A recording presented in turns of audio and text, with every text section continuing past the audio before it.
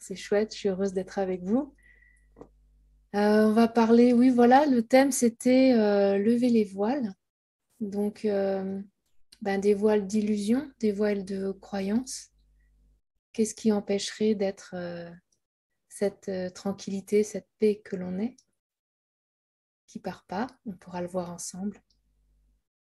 Parfois, ça peut être des pensées récurrentes ou des blessures qui peuvent faire focaliser sur le plan de la manifestation et on y croit et donc on regarde pour chacun qu'est-ce que c'est. Des fois, c'est parfois est-ce que je suis ce corps réellement?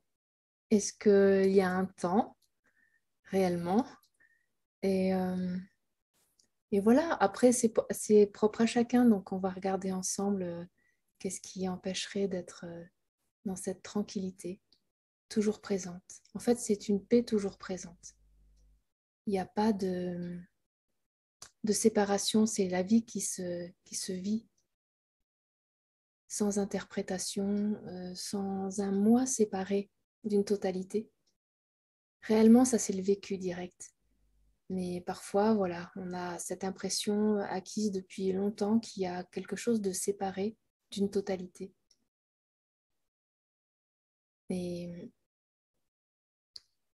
est-ce que c'est vrai que cette paix n'est pas toujours là? Est-ce que c'est... Parfois, j'entends, on me dit, oui, des fois, je perds la paix parce que la paix n'est plus là, parce que bah, je souffre. Ou, voilà. On va regarder ensemble si vraiment la paix n'est plus là.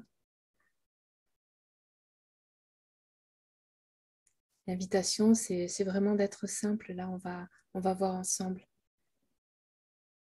Parce que parfois, ce que je disais récemment, là, il y a beaucoup de personnes qui ont déjà beaucoup de savoir.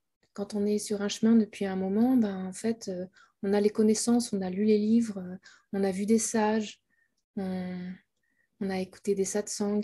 Donc, on a une connaissance, en fait, de ce que c'est. Et tant mieux, hein, il y a un esprit discriminant qui est bien d'avoir au départ.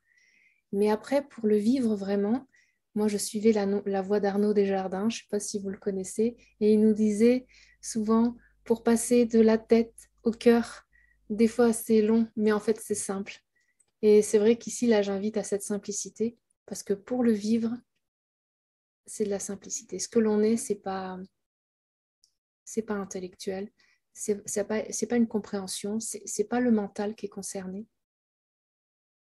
Donc, en cela, un mental fonctionne et OK, parce que sinon, ça serait difficile de communiquer, ne serait-ce que ça, de parler. Mais je ne parle pas de ce mental-là, pratico-pratique, on va dire. Je ne sais pas si c'est québécois, ça, pratico-pratique. Mais je parle plutôt du mental qui nous fait croire en un temps, qui nous fait rappeler comme si on avait des souffrances et c'est OK, on va regarder. Hein. Mais vraiment, la simplicité, c'est de sentir ce qui est toujours paix et équanime. On parle d'absolu et de relatif. On dit que l'absolu et le relatif ne font qu'un, c'est pour ça qu'il n'y a que l'un. Mais réellement, si on regarde bien dans l'expérience directe, il y a plus d'absolu que de relatif en réalité. Tout est imbibé de cette paix, de cette tranquillité. La conséquence est une joie paisible, toujours présente. Mais on va voir ça ensemble.